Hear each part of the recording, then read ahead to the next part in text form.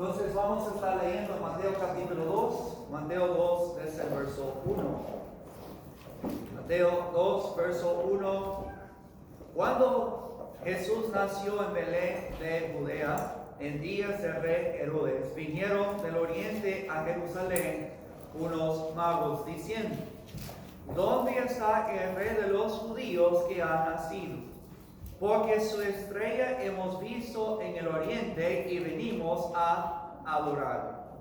Oyendo eso, el rey Herodes se turbó y toda Jerusalén con él. Convocado todos los principales sacerdotes y los escribas del pueblo, les preguntó dónde había de nacer el Cristo.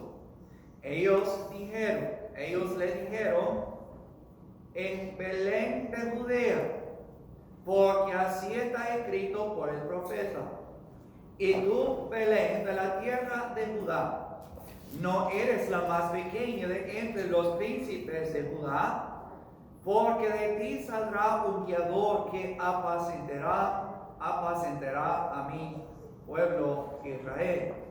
Entonces Herodes, llamando en secreto a los magos, indagó de ellos diligentemente el tiempo de la aparición de la estrella, y enviándolos a Belén dijo: id allá y averiguad con diligencia acerca del niño. Cuando le halléis, hacédmelo saber, para que yo también vaya y le adore. Ellos, habiendo oído el rey, se fueron. He aquí la estrella que habían visto en el oriente iba delante de ellos, hasta que llegando se detuvo sobre donde estaba el niño. Y al ver la estrella se regocijaron con muy grande gozo. Y al entrar en la casa, vieron al niño con su madre, María, y postrándose lo adoraron. Y abriendo sus tesoros le ofrecieron presentes: oro, incienso, mirra. Pero siendo avisado por revelación en sueño que no volviesen a Herodes, regresaron a su tierra por otro camino. Y luego nosotros vemos que José también es advertido en cuanto a la maldad que quiere hacer el rey. Verso 13, después que partieron ellos, he aquí un ángel del Señor apareció en sueño a José y dijo: levántate, toma al niño y a su madre, huye a Egipto, permanece allí hasta que yo te diga, porque acontecerá que Herodes buscará al niño para matarlo. Y él, despertando, tomó de noche al niño y a su madre y se fue a Egipto, y estuvo allí hasta la muerte de Herodes, para que se cumpliese lo que dijo el Señor por medio del profeta, cuando dijo: de Egipto llamé a mi hijo. Entonces esa es una porción muy conocida, decimos, pero a la vez tal vez no tan bien como piensen algunos. Mateo escribe esa sección para aclarar ciertas dudas que existían en cuanto a Jesús y su origen, o el Mesías y su proceder, de dónde iba a venir. O mejor dicho, declarando que Jesús realmente es el Mesías y dando la evidencia. Porque existía esa duda, como digo, de dónde era él. Pero lo interesante, cuando Mateo escribe eso para aclarar cualquier confusión o duda, a la vez vemos que hay personas que todavía se confunden con esa porción, más que todo porque no leen bien a esa porción. Por ejemplo, todos han visto esta escena, ¿verdad?, de la Navidad. Pero le voy a decir que las personas que pintaron eso no leyeron con cuidado este libro. En ninguna parte hemos leído que eran reyes magos, sino la Biblia dice que eran magos o hombres sabios, solamente magos o hombres sabios que habían venido del oriente, y es posible, probable que habían venido desde Babilonia. Entonces Reyes Magos no aparece en la palabra de Dios. Tampoco nos dice que eran reyes. No se sabe de dónde se sacó eso, tal vez por los tres presentes, pero la palabra de Dios no nos dice. Más que 2, tal vez 5. La Biblia no lo dice. ¿Y cuáles son sus nombres? Pues todos saben cuáles son sus nombres, ¿verdad? Melchor, Gaspar, Balsar, pero eso tampoco está aquí en la Biblia. Pero por fin, que llegaron al establo. Miren, están los animales. Pero ¿qué dice aquí? Esos hombres no llegaron al establo. Esos hombres llegaron a una casa. Por eso vamos a hablar algo en cuanto a esa casa de Mateo capítulo 2. Y a la vez, hermanos, aparte de aclarar ciertas dudas en cuanto a esa escena, quiero ver que esa casa llega a ser una ilustración también de lo que es una asamblea y las actividades de una asamblea. Y entonces vamos a hablar en primer lugar en cuanto a la casa y su posición, su dirección. Ahora, aquí hemos leído en el capítulo 2, verso 6, cuando querían indagar y ver de dónde iban a venir el Mesías, ellos correctamente llegaron a Miqueas capítulo 5, el verso 2, y nos dice, tú, Belén. Pero la dificultad de la mente de muchos era que Jesús no era, según ellos, de Belén. Él había vivido más o menos 30 años en Nazaret. Todos conocían a Jesús como Jesús de Nazaret, nunca Jesús de Belén. Entonces en la mente de algunas personas está esta duda: ¿cómo es posible que Él sea el Mesías si el Mesías tiene que venir de Belén y Jesús es de Nazaret? Pero interesante, porque la palabra de Dios nos va a enseñar de dónde realmente es Él. Entonces, por eso con la ayuda del mapa, como pueden ver, aquí está Nazaret en el norte, en la zona de Galilea. Aquí tenemos Jerusalén, la capital, y 6 millas al sur está Judá, Belén de Judá. Nosotros sabemos que son aproximadamente 3 días de camino entre los dos lugares. Pero yo quiero mostrarles también algo de la palabra de Dios en cuanto a Jesús, que también decía que iba a venir de Nazaret. Ese es el versículo 23. ¿De dónde es el Mesías? Bueno, bien dijeron que es Belén. Belén en Judea. Pero mira al verso 23, siempre Mateo 2. Y dice, y vino y habitó en la ciudad que se llama Nazaret, para que se cumpliese lo que fue dicho por los profetas, que habría de ser llamado Nazareno, sea de la ciudad de Nazaret. Ahora, no se vaya a confundir, ese no es el voto del nazareato, como Sansón. Dice, será llamado Nazareno. Y eso también, según dice, conforme a las Escrituras. Y todas señales señalan a Isaías capítulo 11. Por supuesto está hablando del Mesías. Dice, saldrá una vara del tronco de Isaí y un vástago retoñará de sus raíces. Pero fíjense la palabra vástago en hebreo es esta palabra netze. Y es probable que de ahí viene el nombre Nazaret. ¿Qué significa? Pues como dice, vástago es una rama chiquita, débil, insignificante. Y todos sabemos que en cuanto a Nazaret, era un pueblo, una aldea muy despreciado por los demás de Israel. ¿Se acuerdan cuando Felipe le dice a Natanael, hemos hallado al Mesías, Jesús de Nazaret. Y él dice, de Nazaret puede salir algo bueno. Nazaret tenía una mala fama. Me parece que de Nazaret habían salido hombres malos y por eso tenía esa mala fama. Puede salir algo bueno de Nazaret.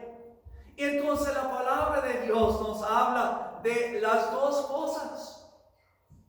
Nos reafirma que Él realmente es el Mesías, porque nace en Belén de Judea y es llamado Nazareno porque ahí cuando regresan de Egipto, allí vive. Y como ya he dicho, es llamado Jesús de Nazaret. La palabra básico es la palabra Netzer.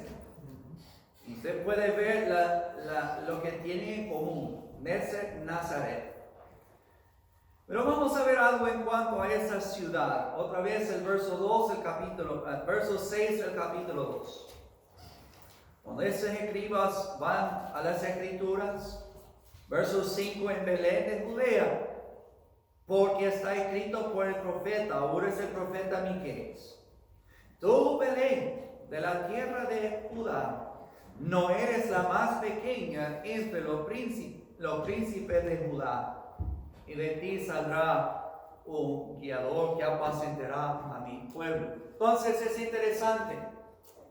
Otra vez no tenemos una contradicción, aunque nos fijamos que dice dos cosas distintas. ¿Qué dice Miqueas 5? Dice, pero tú, Belén Efrata, pequeña para estar entre las familias de Judá, de ti saldrá el que será Señor en Israel, y sus salidas son desde el principio, desde la eternidad. Dice tú, Belén Efrata, pequeña. Pero llegamos a Mateo y notamos una diferencia. Dice tú, Belén, de la tierra de Judá, no eres la más pequeña entre los príncipes de Judá. ¿Por qué la diferencia? Si Miqueas dice que era lo más pequeño, y dice Mateo no es el más pequeño, ¿sabe por qué? Es por la persona que nació ahí.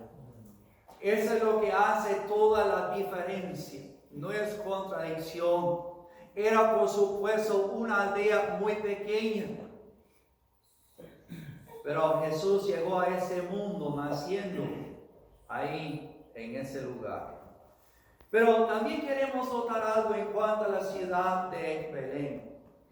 En Lucas capítulo 2, verso 11, pues relata el nacimiento del Señor Jesucristo. Y se van a acordar que los pastores reciben el mensaje de los ángeles.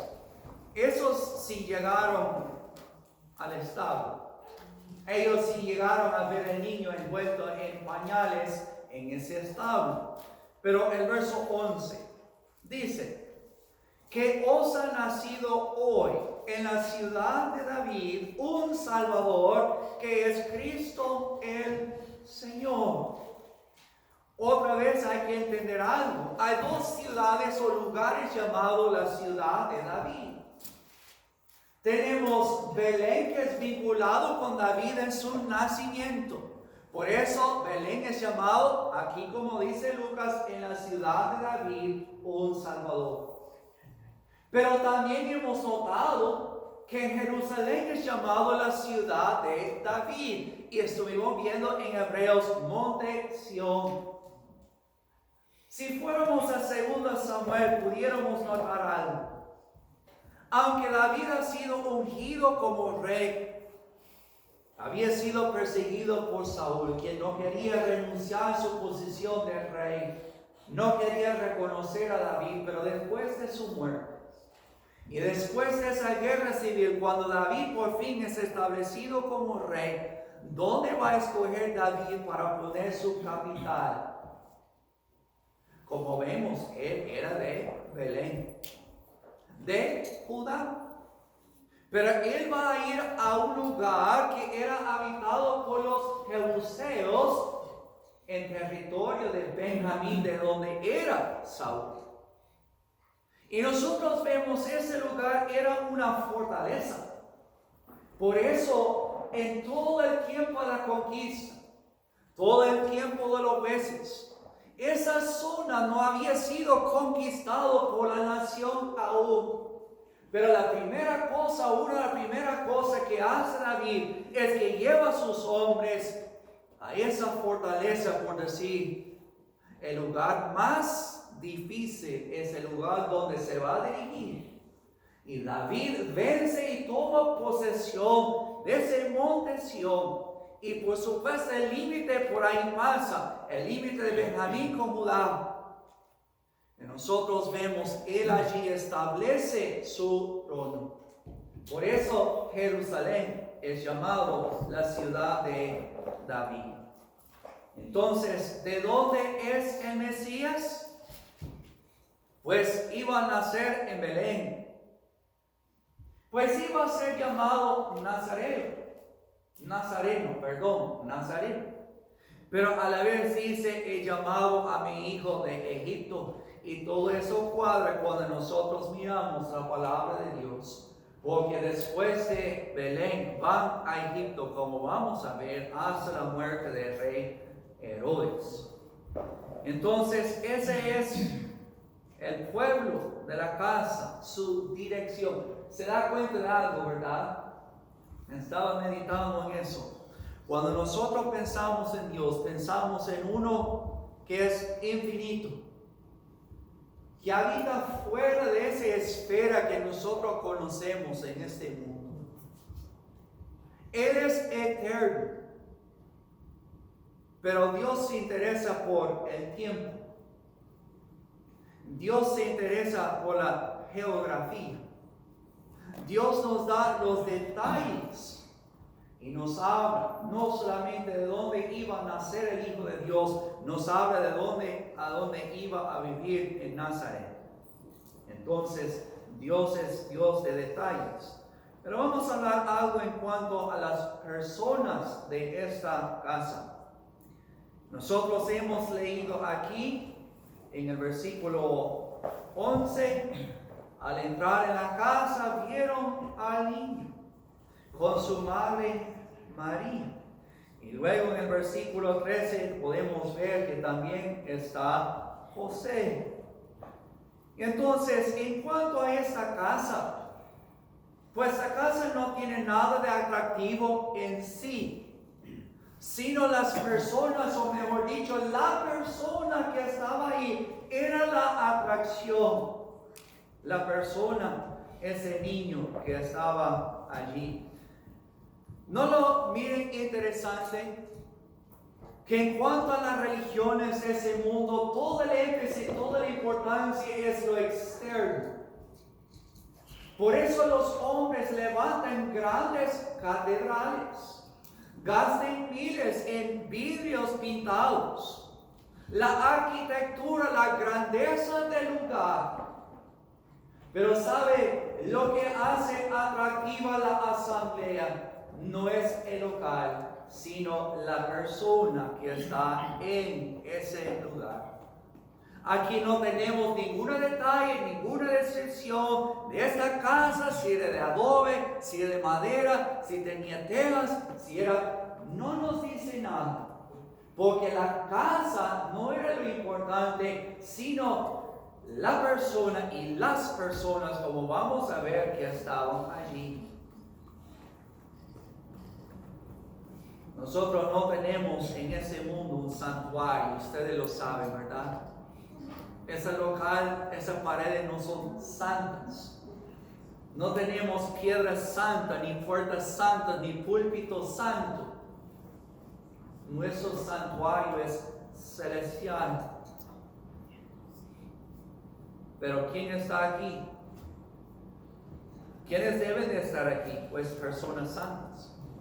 Personas santas, sí. Congregadas al nombre del Señor Jesucristo. Personas justas. ¿Qué sabemos de José? Pues muy poco, ¿verdad? Carpintero, humilde, pobre tal vez, pero ¿qué dice la Biblia de él? Era justo. Déjeme decir, eso vale más que dinero, ser un hombre recto. Ser persona justa. Ser persona trabajador, por supuesto. El padre legal del Señor Jesucristo era el proveedor de la casa, quien iba a entrenar a sus hijos. Y nosotros vemos que cuando Él pasa de la escena, quien se encarga del bienestar del hogar, pues Jesús, quien es llamado el hijo de José o el carpintero. ¿Qué clase de personas hay en una asamblea local? Pues personas justas. Personas que han sido justificadas, pero personas que viven vidas rectas ante el Señor. Tenemos a María. ¿Quién es María? Pues es un instrumento limpio. No es santa como dice la religión. Era una persona también justa, una persona que Dios podía utilizar para traer al mundo a su hijo. Pero la persona más importante, Jesús.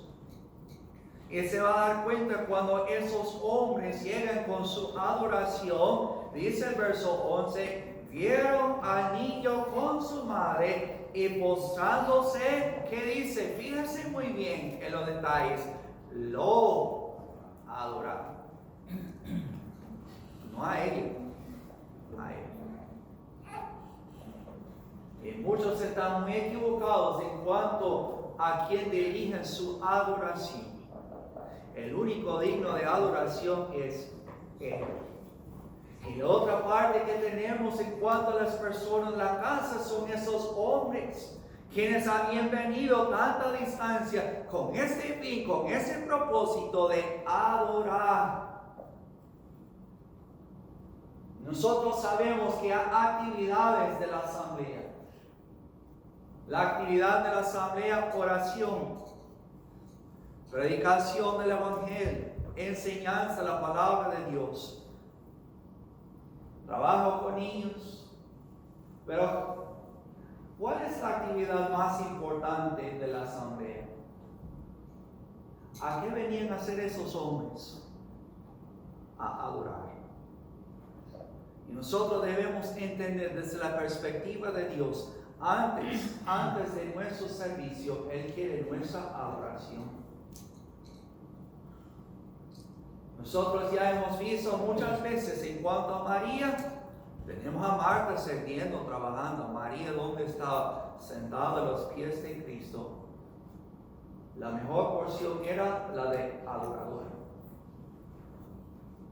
¿Por qué será que nosotros ponemos más énfasis en las otras actividades entonces? Aquí tenemos hombres que eran adoradores. Tenemos una casa.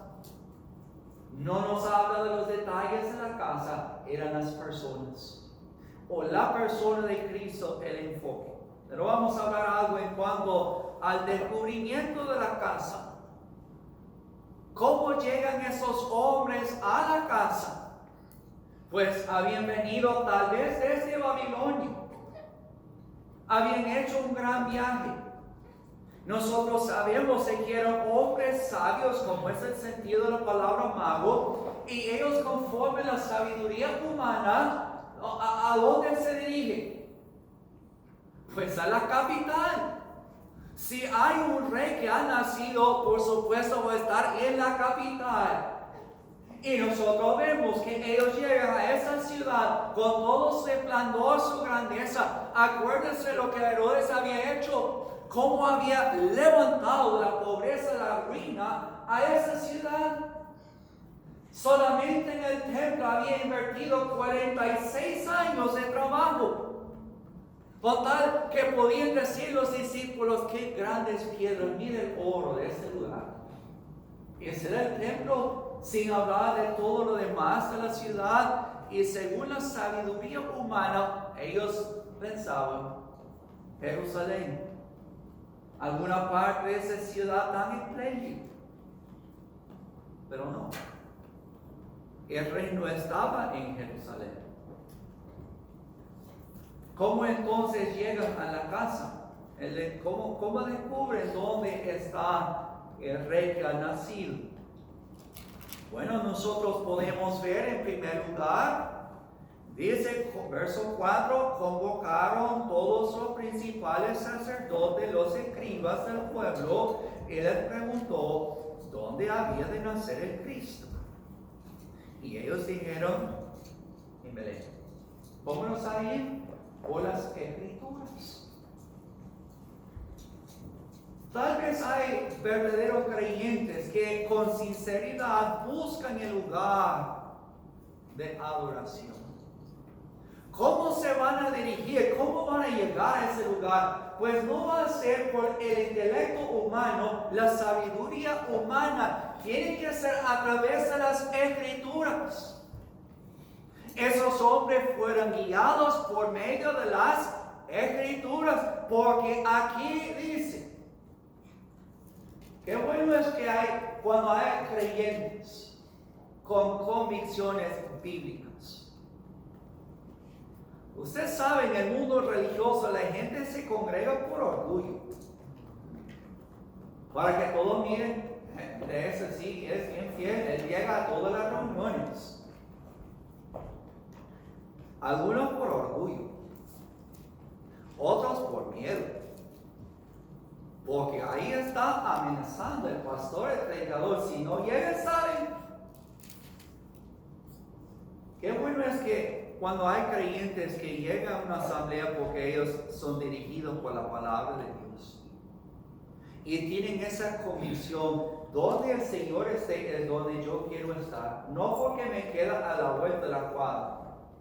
Ahí voy a ir porque me queda más cerca. O voy a ir a la iglesia que está más cerca del trabajo. Esos hombres fueron dirigidos en primer lugar por las escrituras. Y nosotros no debemos buscar un lugar porque me guste a mí. Eso es lo que hace la vida. No me gusta esa iglesia, no me gusta cómo hacen ahí. La pregunta debe ser, ¿qué es lo que el Señor quiere? Y eso es lo que yo quiero. Esos hombres fueron dirigidos por las escrituras y a la vez fueron dirigidos por una estrella. Según dice la Biblia, una estrella. ¿Qué sabemos? Pues también ha sido objeto de mucha discusión qué de esa estrella. Sencillamente era un guía para esos hombres. Una luz, por decirlo así, que Dios había dado para dirigir a esos hombres. Si era realmente una estrella, pues difícil pensar, pues, ¿cómo es que la estrella se detiene? ¿Se movía o la veían de lejos y después caminaban y vieron por la casa? Acuérdense, no había número ni calle, no decía ni que a dónde, Belén. Pero según la estrella se paraba donde estaba, dice el verso 10, al ver la estrella se regocijaron con grande gozo y al entrar a la casa se detuvo donde estaba el niño, sobre donde estaba el niño, verso 9. Bueno, solo para provocar sus pensamientos. Si fuéramos al libro de Judas, nosotros vemos que hay falsos maestros. Hombres que son llamados estrellas errantes, que son guías falsos, que llevan al error al pueblo, al pecado. Llegamos a Daniel capítulo 12. Dice, los entendidos, los sabios, resplandecerán como el resplandor del firmamento del cielo. Y los que enseñan la justicia a la multitud como las estrellas a perpetua eternidad. En otra palabra, hay estrellas errantes que son guías falsos. Y la gente que les sigue andan en las tinieblas, sin rumbo, sin dirección. Pero ¿qué de los hombres justos? Ellos enseñan la justicia. Son como estrellas de guía de dirección. Y todos ustedes saben, los marineros, ¿cómo se dirigen? Pues voy con GPS, por supuesto, pero antes, con cálculos de las estrellas. Los pilotos también. Tenían que sacar cuentas. En otras palabras, las estrellas servían como guía. Una forma u otra tenemos hombres que enseñan conforme a las Escrituras. Y todo verdadero maestro debe de guiar a los creyentes a la persona de Cristo. Los pastores hoy quieren tener un seguimiento, seguidores muchos, que le digan mi pastorcito. ¿Saben? Las Escrituras nos deben llevar a Cristo. Nosotros debemos instruir en justicia, que los que sinceramente buscan hallen al Señor. Entonces tenemos el descubrimiento de la casa. ¿No lo hay interesante que por la desobediencia de la nación de Israel fueron llevados al oriente, a Babilonia, por su desobediencia? Ahora tenemos esos gentiles que van hacia Judea por obediencia. Andaban buscando al rey que había nacido. Quiero llegar al último, la devoción de la casa. Devoción de la casa. Dice aquí en el verso 11: al entrar en la casa vieron al niño con su madre María. Postrándose lo adoraron. Abriendo sus tesoros le ofrecieron presente: oro, incienso, mirra. Bueno, como digo, algunos van a decir que eran 3 reyes, porque hay 3 regalos. La palabra de Dios no lo dice. Tal vez uno llevaba un poco de oro, con un poco de incienso, y los otros igual. No nos dice la palabra. Pero lo que sí sabemos es de que ese era su propósito en llegar, era adorar. ¿Y desde cuándo? Desde que salieron de la casa. Ellos no pasaron ahí por el Quick Start en Belén para conseguir el oro, mirra, incienso. Desde su casa trajeron lo que le iban a presentar al rey. ¿Cómo es posible que nosotros decimos llegar aquí a adorar y no nos hemos preparado? Hermanos, debemos entender algo. Si vamos a venir a adorar, requiere preparación. Desde su casa traen eso, lo que habían acumulado, lo que habían recogido, ya lo tenían a la mano a la